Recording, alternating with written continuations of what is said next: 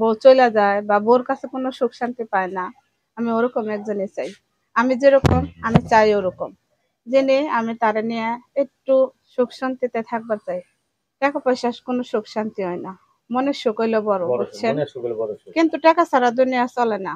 মেয়েটারে নিয়ে ঈদের সামনে রমজান মাসে বুঝেনি তো কতটা কষ্ট করতেছে। মেয়েরে এক সেট জামা কাপড় এখনো বানাই দিতে পারেনি, বুঝছেন? প্রবাসীরা তো অনেক হেল্প সহযোগিতা করে, কিন্তু গরিবরে কমই করে। যারা সৌন্দর্য দেখে, জাগো মানে ফ্যাশন ফ্যাশন বেশি দেখে, তাগো হেল্প করে বেশি, তাগোর সাথে সম্পর্ক করে বেশি। গরিব অসহায়ের পাশে তারা কম খাড়ায়। কিন্তু প্রবাসী গো ভাই গো বলি যে যারা নাকি টাকা পয়সা দিবেন সঠিক জায়গায় দেন, গরিব রে হেল্প করেন, খায়া জেনে তার আত্মায় দোয়া করে। এই রমজান মাসে 10 টাকা দান করলে 1000 টাকা পাইবেন, আখিরাতে আপনাকে ওই টাকা পয়সা থাকবো। না ভাই, আমার মেয়ের জন্য এখন আমি কেনাকাটা করা পারিনি, আমার মাটাও এখনো একটা কাপড় দিতে পারিনি, বুঝছেন? যদি দয়া করে কেউ আমার পাশে খাড়ান আর যদি হেল্প করেন, আমার ইমো নাম্বারও আছে, আমি সব দিকেই তার সাথে সম্পর্ক করব। সে যদি আমারে দেয় আমিও তারে দিব।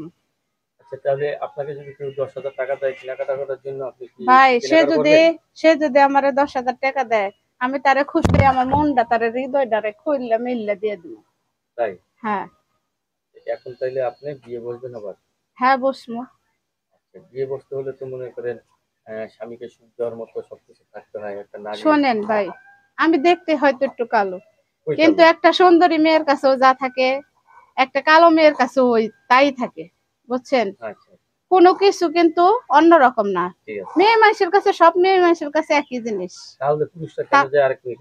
হ্যাঁ, একজনের কাছে ভালোবাসা বিভিন্ন ধরনের। কেউ ভাত মাইখা খায়, কেউ চেটকাইয়া খায়, কেউ খালি ভাত ভরাই খায়।